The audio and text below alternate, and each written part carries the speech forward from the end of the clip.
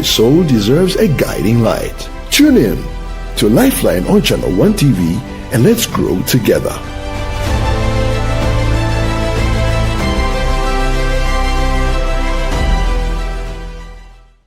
It's time to promote volunteerism, active citizenship, and patriotism in Ghanaian society, where we shine the spotlight on the unsung heroes among us. Today, we're not just launching a program, we're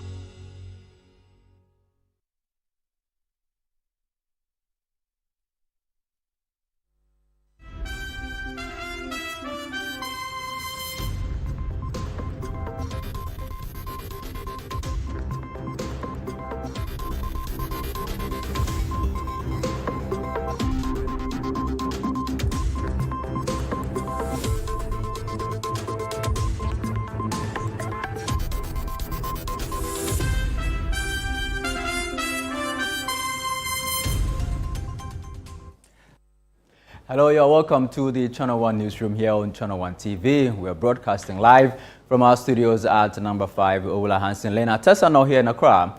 I'm Charles Ozukumi. Coming up. Kumasi Mayor expresses disappointment as traders boycott Sanitation Day. Because of the attitude that they have put up today, I am deliberately extending the time for the reopening of the shops. And we made announcements to that effect. If they come out to support, we'll open shops earlier. If they don't come, we'll open the shops at 2. Also coming up, pressure mounts on Office of the Special Prosecutor to go after owners of SML in cancelled GRA contract investigation. Bamia did not. He didn't sign up to this. This is a pure Ken Oforiata matter. Ken Akori and the SML guy Evans, what's his name? Eduse. Frankly, interesting enough, his name never shows up. Public Accounts Committee raises concerns over proliferation of fuel stations in residential areas. Go ahead and give me permits, and I invest so much in putting up a filling station or a gas station, and later you come back to revoke. Then one may ask, what made you give it to me in the first place? So I ask that EP also follows due process and make sure before they grant these permits. And later, water crisis looms in Teshinungwa following closure of desalination plant. 3 weeks now, it's not flowing. Understand? We sometimes use water to bath, pure water to bath, used to cook. It's very hard. It's very. Just imagine young boys like me using pure water to bath and things. They cost.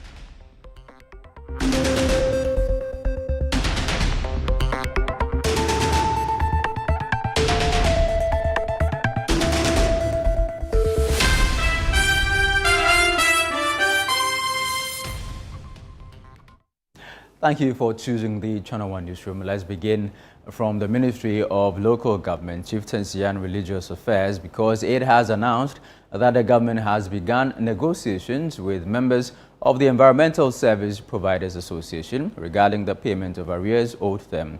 According to the Sector Minister Ahmed Ibrahim, a series of meetings are being held with the association to ensure that sanitation is effectively managed across the country.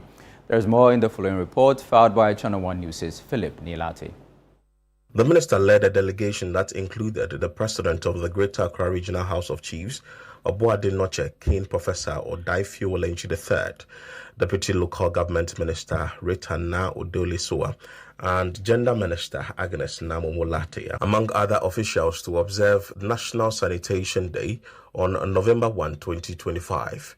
The team commenced the exercise at Krowo, where a cleanup activity was already underway. And I'm saying with particular reference to Krowo that we should do it. It should be a habit such that if there's any sanitation award to be given, Krowo will have one. The delegation later visited the Lejokuku municipality to monitor the ongoing cleanup exercise. According to the MCE for Lejokuku, Israel Adjete, adequate measures have been put in place by the assembly to improve the sanitation situation within the municipality. Very soon, you see that Lejokuku has become one of the most brightest and neatest in there. We've done the silting, we've done dredging across all the streams. We've done a lot. The local government minister Ahmed Ibrahim also inspected the cleanup exercise at La Dadikotopon, where he reiterated government's commitment to providing metropolitan, municipal and district assemblies with the needed logistics to better manage sanitation in their respective areas. Look at the enthusiasm. There was about 98% compliance. What we are left with is to making sure that we are able to provide logistics. There was a clear logistical challenge.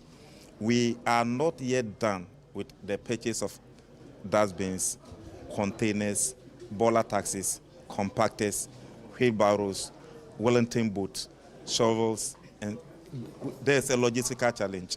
That's the only challenge, but that cannot be blamed on the MCEs or the indigenes. I think we as a ministry must carry that one on board.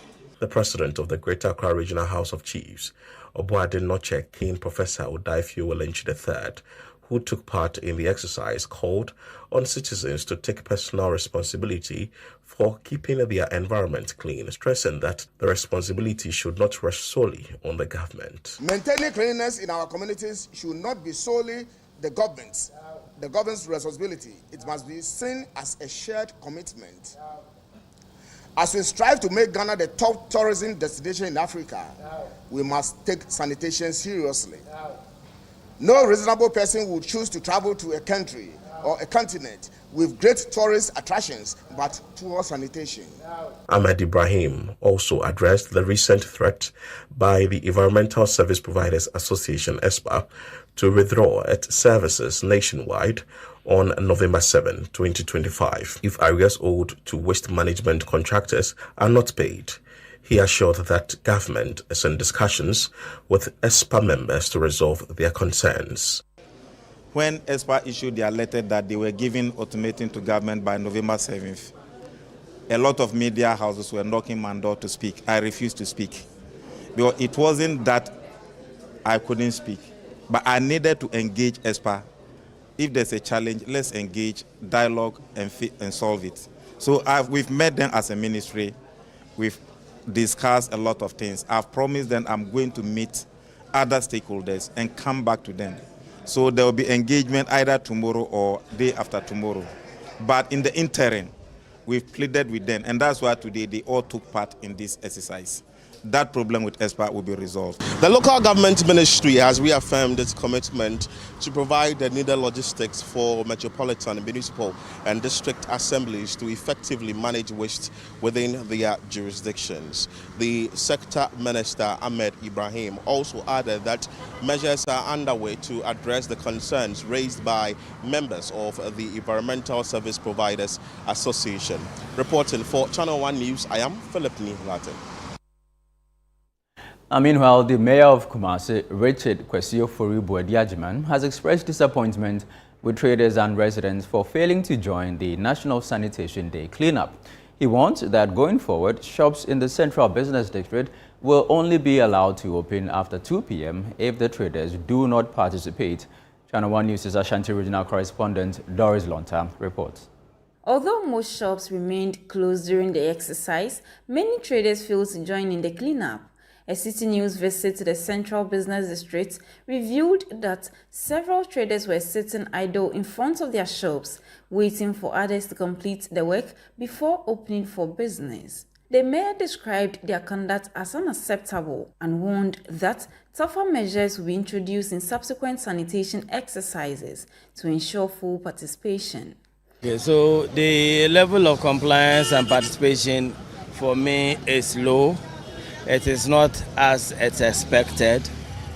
I would have loved to see the inhabitants of this area come along with us to come and clear the field that we are working on, because if you see, this whole area gets flooded anytime that we have the slightest rain, and the worst affected people are the people in these households. It's unfortunate that they haven't come to join us. We'll see how we will strategize to have stricter enforcement. According to Mr. Ajiman, shops will no longer be allowed to open at the usual 10 a.m., 11 a.m., but rather after 2 p.m. or even 4 p.m. as a sanction if the traders refuse to take part in efforts in cleaning the CBD. He noted that city authorities will only revert to the earlier reopening times when traders actively take part in the exercise to make it quicker and more effective. As a first measure, whenever we have these sanitation programs, 10, 11, we're ending, we're rounding up, and we're allowing shops to open. But I'm saying that because of the attitude that they have put up today, I am deliberately extending the time for the reopening of the shops. And we made announcements to that effect. If they come out to support, we'll open shops earlier. If they don't come, we'll open the shops at 2. So it means that they like that option. So shops will only be open at 2. When next will come and they repeat same, we'll open the shops at 4. There are too many ways to punish. You want to sell and make money. And we're saying we are cleaning. Come clean with us and let's open the shops early. You sit idle. You only open the shops when we are done cleaning. And when we decide to end at 4 p.m., that is when you open your shop. So the next one, which is going to be in December, if they like, they should come out. If they don't, we'll deploy a lot more security people and no shop will open for the day. Aside from personnel of the Ghana National Fire Service, prison officers and inmates, as well as student volunteers, individual volunteer groups also joined the exercise. One of such groups was a team of painters who said they participated to beautify the city by repainting faded road markings.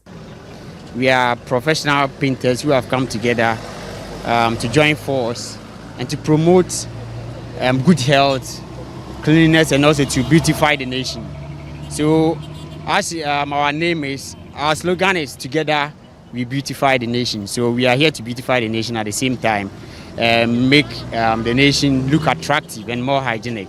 Despite today being a National Sanitation Day, medians of some major roads, including those in the Asokwa municipality, remain bushy. The mayor of Kumasi and city authorities have emphasized their commitment to making the city one of the cleanest in the country and will not relent in dealing with non-compliance. Reporting for Channel 1 News, I'm Doris Lonta, Ashanti region.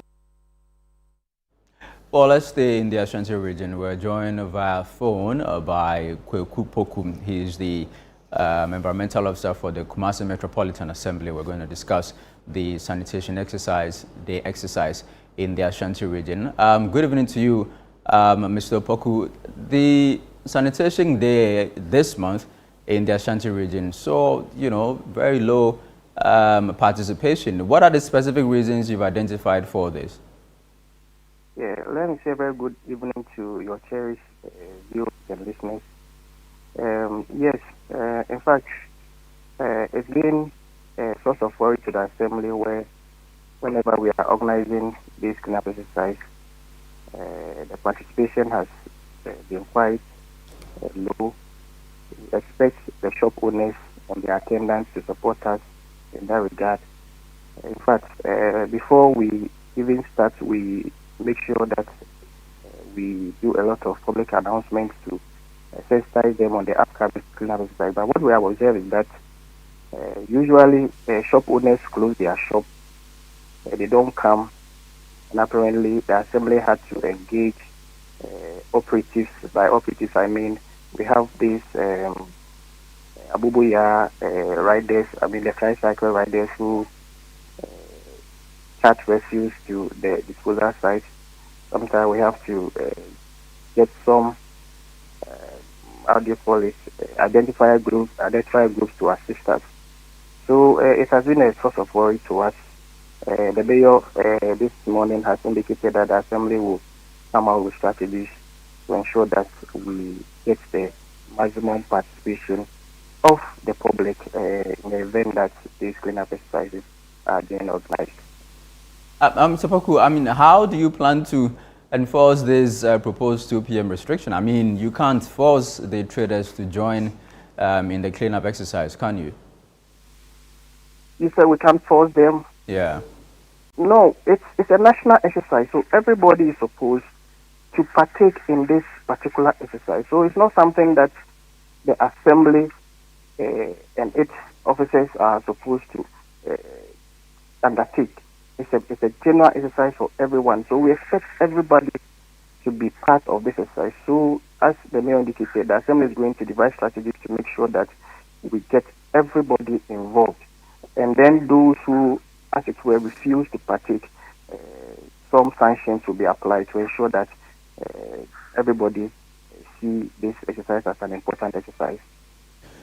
Well, and before you take leave of us, how effective has this National Sanitation Day been in the Ashanti region, Kumasi specifically? How has it helped to clean up the city? Yeah, it has been successful, but then we expect a lot more people to help us undertake this exercise. So I wouldn't say that it has not impacted on the environment. It has been successful, but then the low patronage is what we are saying, that we need a lot of people to come on board to help us sanitize the system. Yeah. All right, I'm grateful to you, Kwaku Poku. He's the environmental officer for the Kumasi Metropolitan Assembly. Well, let's stay with the National Sanitation Day exercise in the northern region. The Tamale Mayor, Abu Takoro, made a passionate appeal to the residents to find interest in the sanitation situation in the region. He made this known during the monthly Sanitation Day observance there in Tamale. Advice to such people is that this national assignment, so once you are called to embark on national assignment, as a citizen of this country, you have to make sure that you adhere to that. I think sanitation is something that everybody should have been much particular about, because without good health condition, human beings would have been somewhere different. For instance, let's look at production. If we are not clean, if we fail to clean our environment, and then any disease that hits the metropolis, how many of us can survive? So for that matter, when you are called to embark on national assignment, and that national assignment is something that is beneficiary to you, please, I will advise that you adhere to that. And we will continue to appeal to the people to at least adhere to the national call that we are embarking today. Well, away from the National Sanitation Day exercise, civil society groups are urging a broader inquiry into the controversial GRA SML contract. They are calling on the special prosecutor to widen investigations and pursue prosecutions, including owners and officials of SML found to have played key roles in the now-cancelled deal. There is more in this report by Daniel Sakite. While the Office of the Special Prosecutor prepares to press charges by end of November against several individuals, including former Finance Minister Ken Ofori-Atta and 5 others, over the controversial revenue assurance contract between GRA and SML, some civil society groups are calling for the net to be widened. Speaking on City FM and Channel 1 TV's weekend current affairs program, The Big Issue, convener of One Ghana Movement, Senyor Hosi, traced the origins of the controversial GRA SML deal, arguing that it was driven by former Finance Minister Ken Ofori-Atta. He suggested the arrangement embarrassed former Vice President Dr. Mahmoud Bawumia, insisting those behind it knew the contract lacked merit. I think that if your government at the time had worked well with the Vice President, and you had given him a proper place, a lot of these things wouldn't have happened. If DMB would be honest, he told me straight in my face that he was embarrassed by this arrangement. Bawumia he didn't sign up to this. This is a pure Ken Ofori-Atta matter. Ken Akori and the SML guy, Evans, what's his name? Eduse. Frankly, interesting enough, his name never shows up. So he's a worker. He doesn't own SMA. He's a worker. He's a staff. He's an old man worker. What about the real face you should go and look for is Evans Eduse. Investigative journalist Manasseh Azuri Awuni welcomed President Mohammed's decision to terminate the agreement after the special prosecutor's report, insisting there was never a justification for the deal. They even started a conversation that Manasseh and his people say you are doing ABC. And SML said, no, we never stated that. So I went to their website and read it to them. And they admitted, well, it may have been a mistake, somebody put it there. So by the close of the day, the company took this out of their website. So that tells you that the downstream petroleum sector that the company claimed to be providing those services, it wasn't doing any of them. President of Imani Africa, Franklin Kujo, described the SML contracts as cancerous, citing serious lapses in financial responsibility and regulatory oversight. I think the SML thing is cancerous. Beyond it being a duck and an elephant, it's just cancerous. I just can't imagine that every level of proprietary, it fails. Financial, policy, and what even hurts me is that there seems to be no proper guiding policy as to how these things should actually be done. I mean, the question is, what was the level of need? Would it have been done by some software costing less? But Member of Parliament for Efia, Isaac Buamanyako, questioned the OSP's approach, accusing the office of excessive public commentary and delays in taking the matter to court. I have said time and again that OSP has been out there every time making one press conference or the other. Why don't you go with your charges in court? Former Member of Parliament for Tamale Central, Inusa Foseni, also criticized the opacity surrounding the deal, arguing that such an arrangement should have received parliamentary scrutiny. A contract of this nature also requires that you send it to Parliament for parliamentary approval. Mind you, these are public resources. Paying SML is the utilization of public resources. You're also watching the Channel 1 Newsroom here on Channel 1 TV. Still ahead. Public Accounts Committee raises concerns over proliferation of fuel stations in residential areas. We have details in a bit. Please stay with us.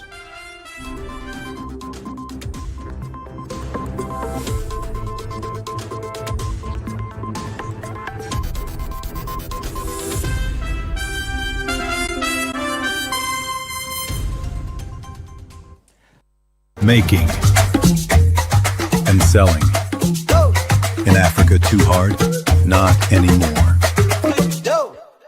Afro-quality. Buy African, build Africa. Hey, Ghana. So you people know Miss Brother Once more.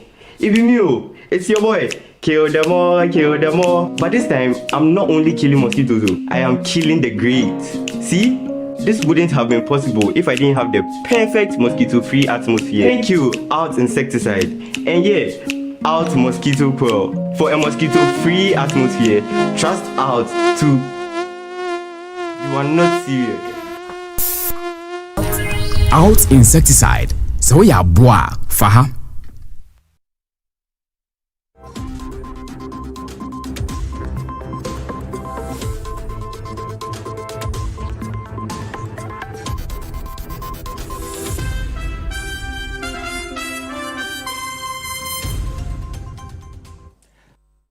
Welcome back to the Channel 1 Newsroom here on Channel 1 TV. Now let's head to Parliament, where members on the Public Accounts Committee have raised concerns over the growing number of fuel stations being sited in residential areas. The committee expressed fears about the potential safety risk during a public hearing with the Environmental Protection Authority. There is more in the following report.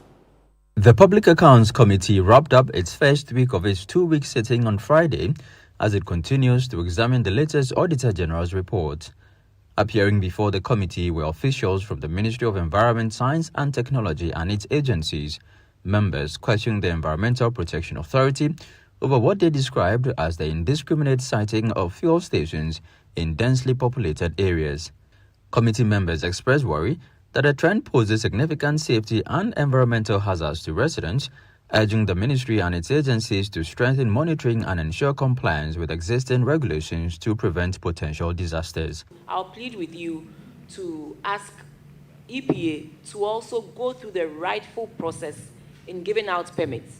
Because if you go ahead and give me permits and I invest so much in putting up a filling station or a gas station and later you come back to revoke, then one may ask, what made you give it to me in the first place? So I'll ask that EPA also follows due process and make sure before they grant these permits, they do all the necessary checks. The Deputy Minister for Lands and Natural Resources also emphasized the need for coordinated national efforts to tackle the increasing number of fuel stations being sited in residential areas. We need to tread cautiously and we need to ensure that we site them at places where it won't pose a risk to us. We were also told somewhere along the line that there's always pressure on these officers from big men, I don't want to be specific, okay, who even threatens them.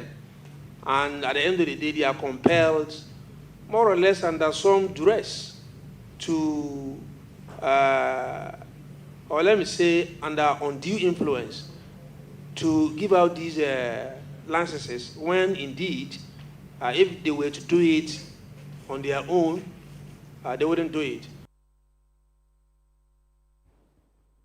Now, former employees of the Bogosu Pristia mine are calling on the Ministry of Lands and Natural Resources, the Minerals Commission, and other relevant state institutions to compel Heath Goldfields to pay all outstanding entitlements owed them. The demand follows the company's takeover of the mine from Blue Gold FGR in the last quarter of 2024.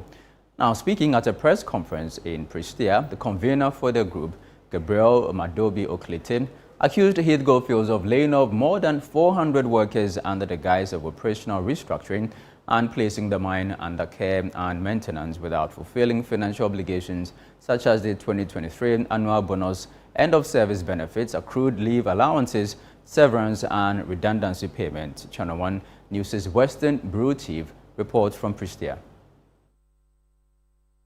On November 12, 2024, then Lands and Natural Resources Minister John Abujinapo approved the reassignment of Blue Gold FGR's mining lease to Heath Goldfields Limited after terminating FGR's contracts over breaches. However, nearly a year after the takeover and despite assurances to settle all outstanding entitlements, Heath Goldfields has failed to honor its commitment. At a press conference in Pristia, the aggrieved former workers of Bogosu Pristia mine appealed to the minister to intervene, insisting that many are struggling to make ends meet.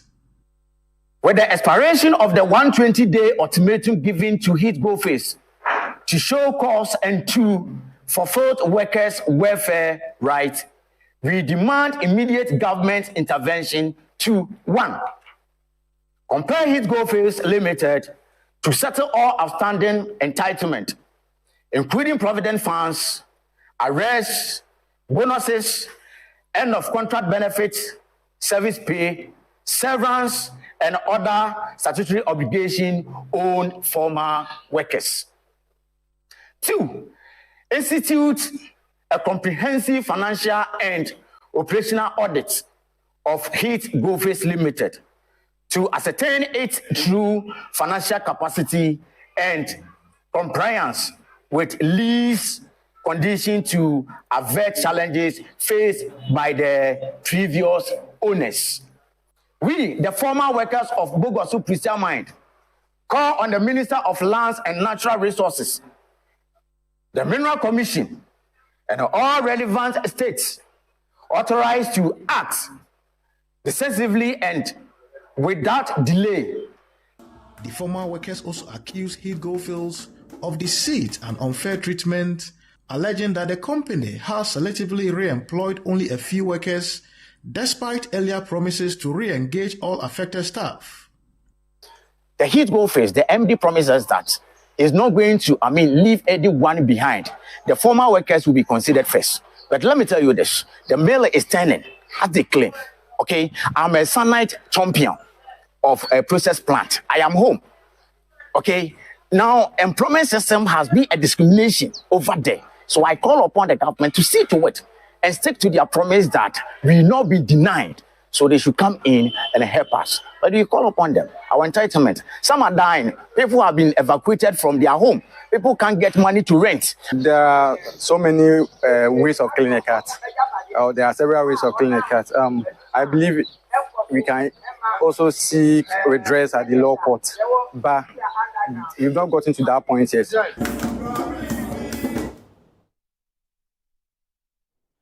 Well, still in the mining sector, the Ghana Chamber of Mines is intensifying its monitoring and supervisory efforts to ensure that large-scale mining companies actively involve their host communities in safety-related initiatives to minimize the impact of disasters when they occur.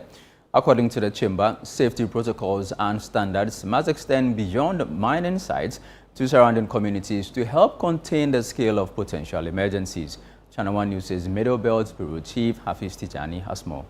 Latest data from the Ghana Chamber of Mines for 2024 show mixed outcomes in the sector's safety performance. Reportable injuries increased by 6%, with first aid cases rising from 162 in 2023 to 172 in 2024. Serious injuries that led to more than 14 days of work lost also saw a sharp increase from 17 to 43 cases. However, fatal incidents dropped from 7 in 2023 to 4 in 2024, marking a 42.9% improvement. The Chamber expressed concern over the high rate of contractor-related incidents, which continue to dominate the statistics, and called for stronger collaboration and capacity building to curb the trend. It also indicated that new safety measures are being rolled out to reduce such incidents across mining operations. We pass on that lessons or the experiences that we gathered from that incident. We share it across the platform for everybody to learn from it. And our expectation is that once we are learning, we'll see a decline in these numbers that we report on as far as the safety parameters are concerned. Even if one person dies in the industry, it's not good enough. We want to come to a situation where we can bring all of these numbers downwards so that anybody who is coming to work can go home very, very safely. And that is why we are concerned about the numbers that we saw in 2024. And as a collective, we are working to improve upon these numbers so that by the time that this year comes to an end, we'll see a reduction in all of the parameters that I mentioned earlier on. At the 2025 National Intermines First Aid and Safety Competition, staff of large-scale mining firms and their community teams showcased their preparedness in responding to emergencies, both within mining sites and in host communities. Just one motive. In our industry, we say safety is number one. It's our priority. It's our first value. If we can't mine safely, they will not mine at all. So the idea is that we have best practices as far as safety is concerned. We want to bring these same practices within our host communities. So whatever we are doing, we can also pass on that skill, that knowledge, again to the members of our host communities, as much as we improve upon our own practices. So that's the main motivation for us doing this competition. The Occupational Health and Safety Manager at Asanko Mine noted that limited access to community members poses a major challenge to conducting effective safety awareness campaigns. Challenge in creating the awareness, first of all, is a spatial dispersion of the communities themselves. That's one. And, with these communities, they have various engagements, they have various jobs they do. So when you organize meetings, you even want to meet them, sometimes it's a challenge. But notwithstanding, we are able to have conversations with their leaders. We have in-depth conversations with their opinion leaders, and then we ensure that we send a message to them. In mining districts, heavy-duty trucks often share roads with residents with large machinery.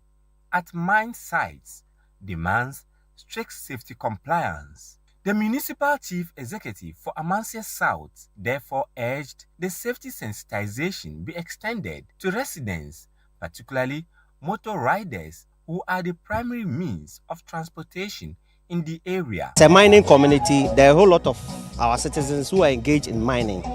And I think it is in the right direction that some of these education should be given to our people so that they can take safety into consideration in the course of their work. The major issue here is those who are motor riders.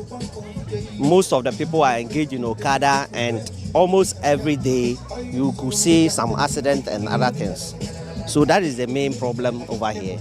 Gold Star Wasa, Asanko Mine, Anglo Gold Ashanti Iduaprim, Anglo Gold Ashanti Obuasi, and the Ghana Manganese Company Limited were among companies that participated in the competition with both staff and community teams. Asanko Gold Mine, which hosted this year's event organized by the Chamber of Mines, emerged winners in the community teams category. The Ghana Chamber of Mines is urging inhabitants in mining communities to prioritize their safety in their day-to-day activities. Hafiz Tijani, Channel 1 News, Ashanti Region. This is still the Channel 1 Newsroom on Channel 1 TV, still to come. Water crisis looms in Teshinungwa following closure of desalination plant. We are back soon. Please stay with us.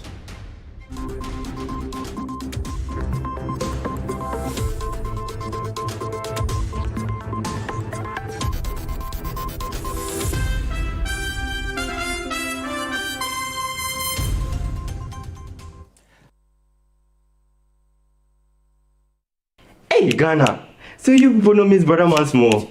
If you knew, it's your boy. Kill them all. But this time, I'm not only killing mosquitoes, I am killing the greats. See? This wouldn't have been possible if I didn't have the perfect mosquito-free atmosphere. Thank you, Out Insecticide. And yeah, Out Mosquito Coil. For a mosquito-free atmosphere, trust Out to... You are not serious. Out Insecticide. So ya boa, faha.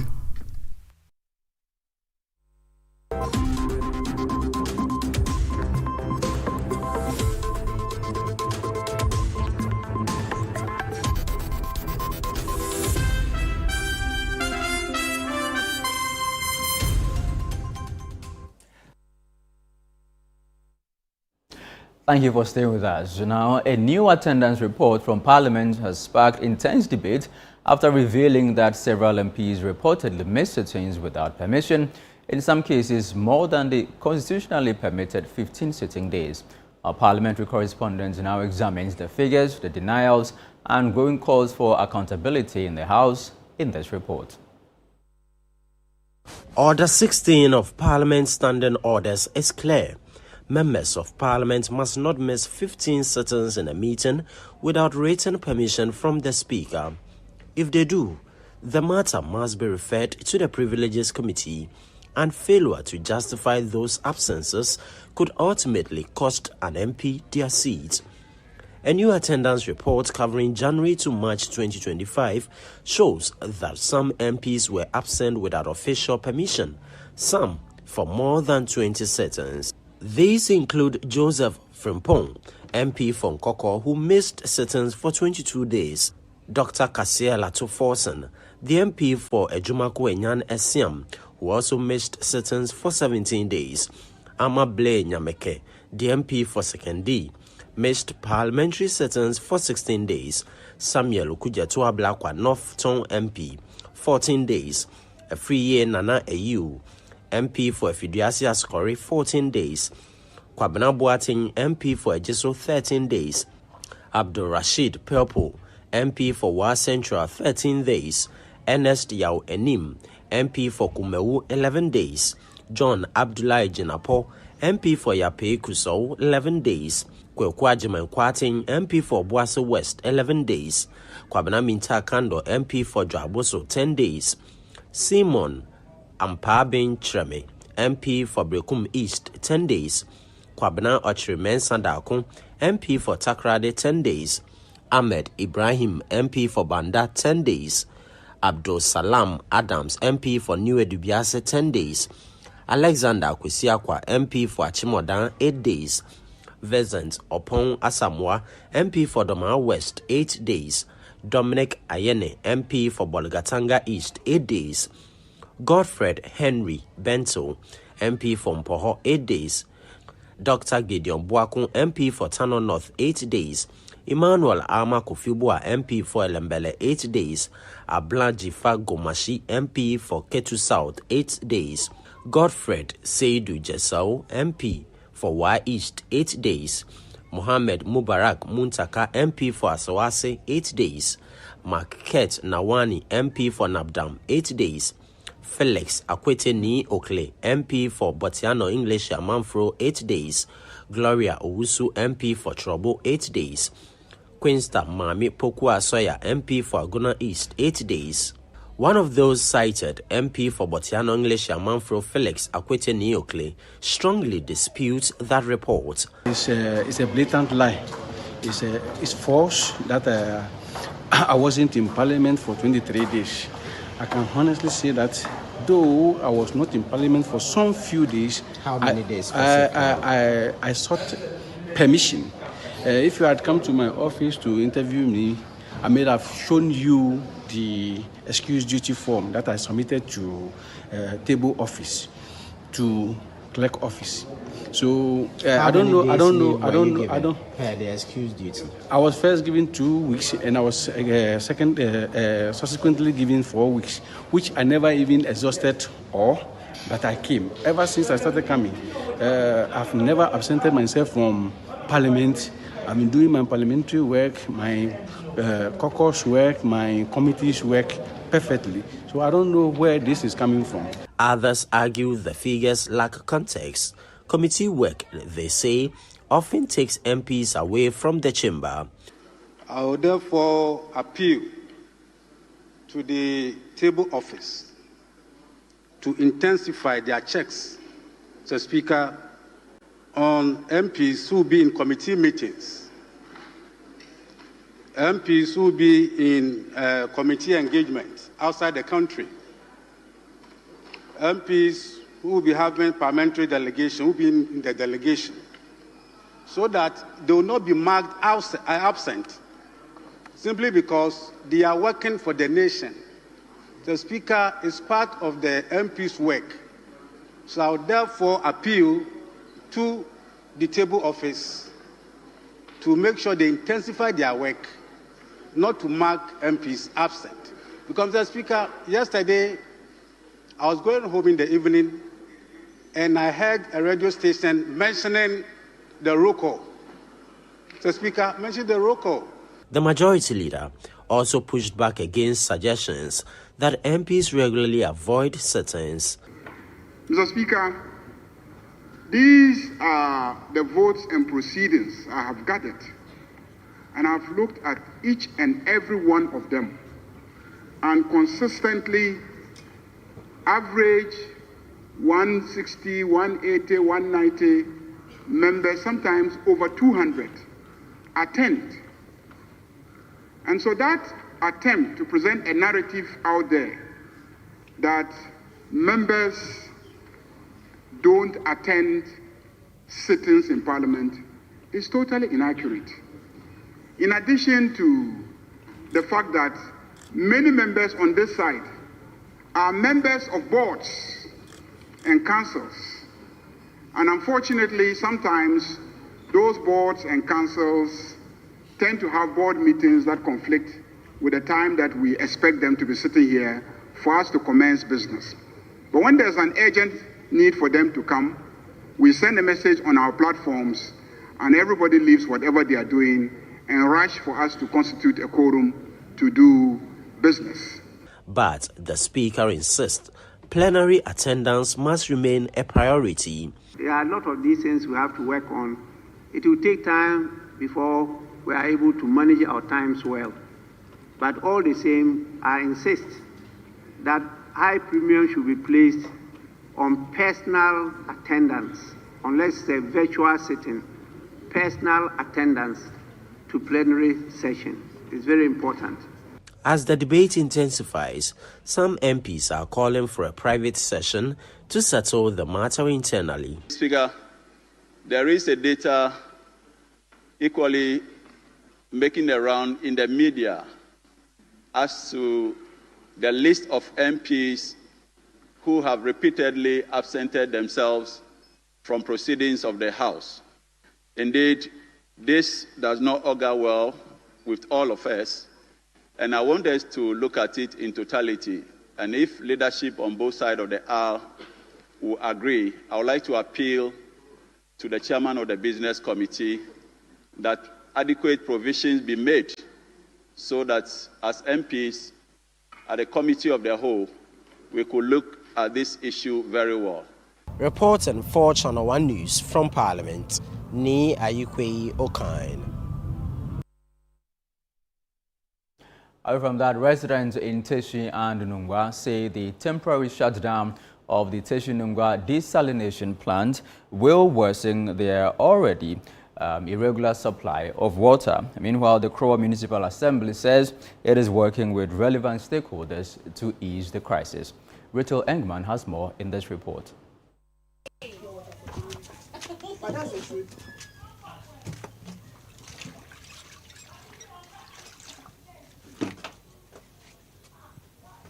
Residents in Teshi and Nungwa have in recent weeks experienced acute water shortage.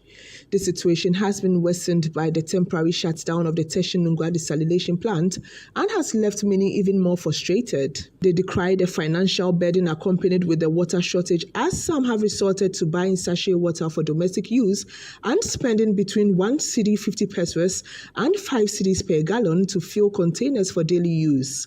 Some visibly frustrated residents tell Channel 1 News the shutdown of the desalination plant will compound the existing problem and make it unbearable. Tap is not running. Yes, please. How long now? It's been like weeks. From last week, it was flowing on Thursday, like a week. Today it's been a week. Sometimes you buy the pure water bag, Vortic or the low cost 7 cedis bag, like 3 bags to wash, you understand? This situation is very hard, you understand?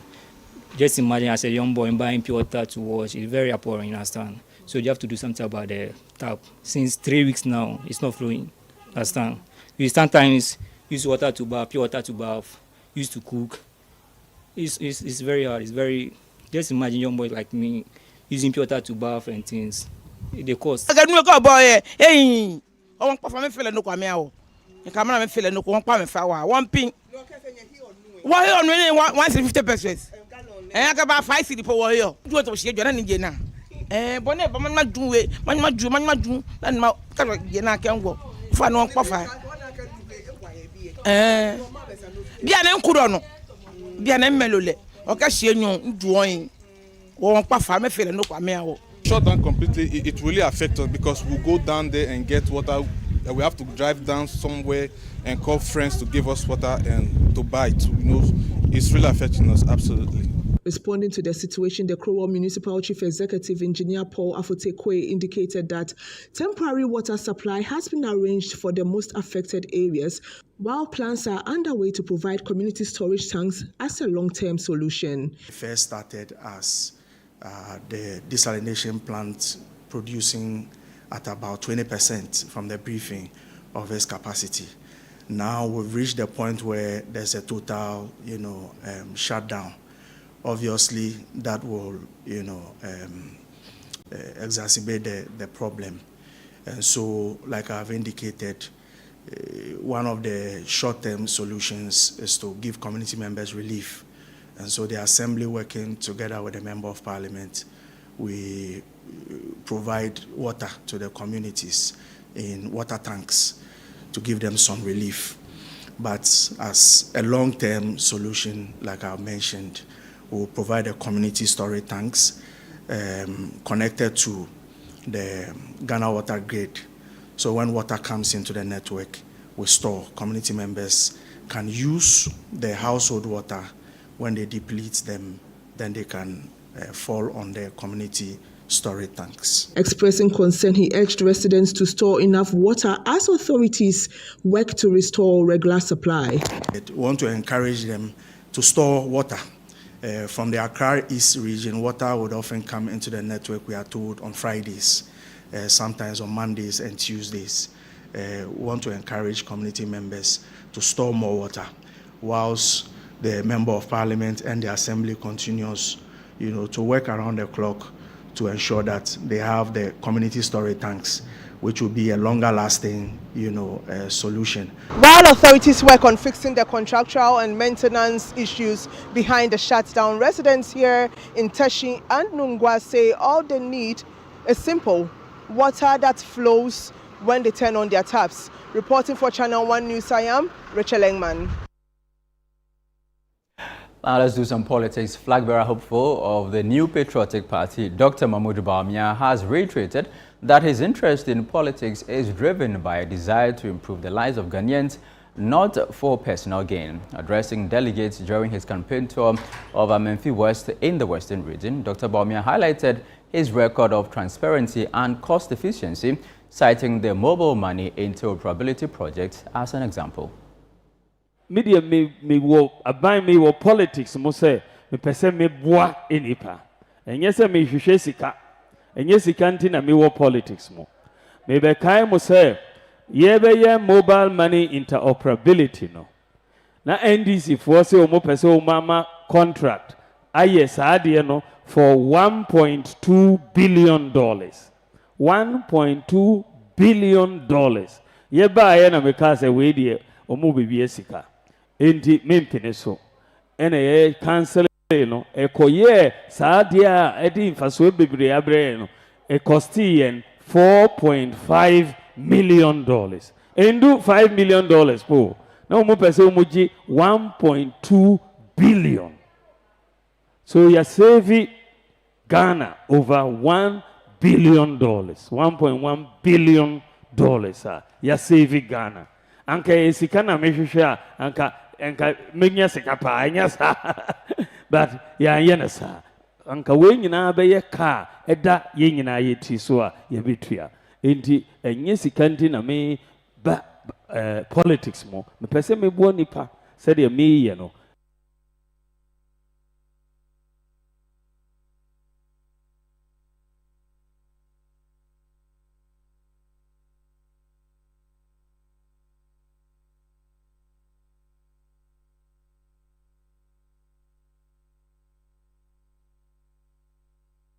Now, Ghana will soon roll out its marine protected area policy to safeguard marine ecosystems. However, some fear potential livelihood losses and overlooked gender concerns. The Fisheries Ministry and other stakeholders say the policy will protect livelihoods and deliver shared benefits. Our Central Regional Correspondent, Akwesiado, reports.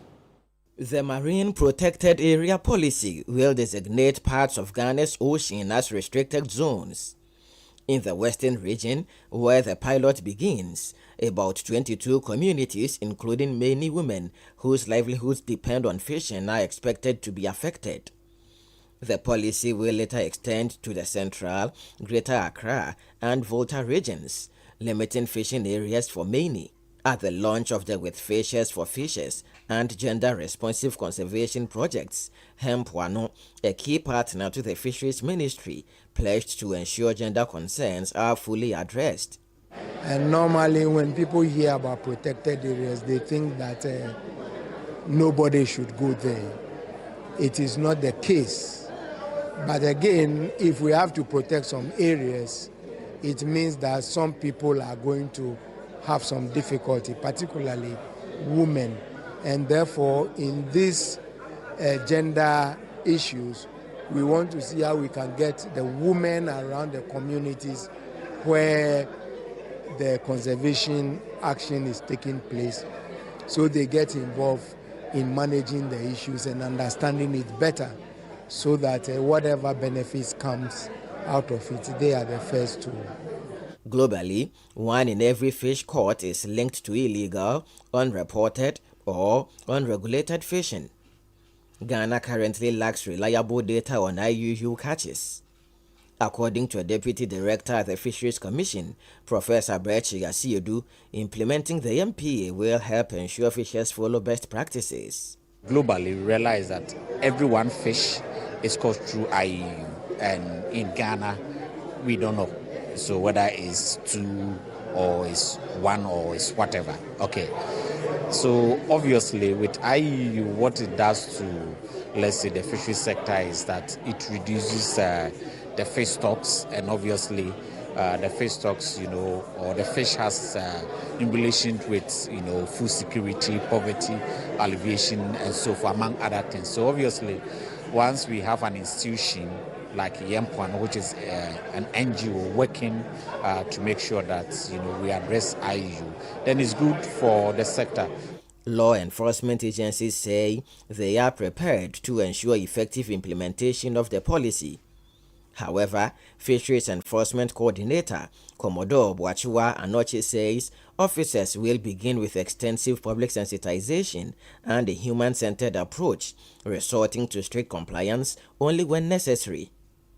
We are to enforce the fisheries laws, but for me, my focus is to rather educate the fisher folks to do the right thing. Because enforcement is not just arresting people here and there. You have to let the people know what they are to do, the importance of this MPA, and then what it will do for them and for the country. Okay, it's not like we are taking their work from them or no. So we need to educate the people to comply with the policy, and then how good it will be for the whole country. The Fisheries Ministry, acknowledging women's crucial roles in financing fishing expeditions and post-harvest activities, has assured that gender and social inclusion concerns will be prioritized during the policy's implementation.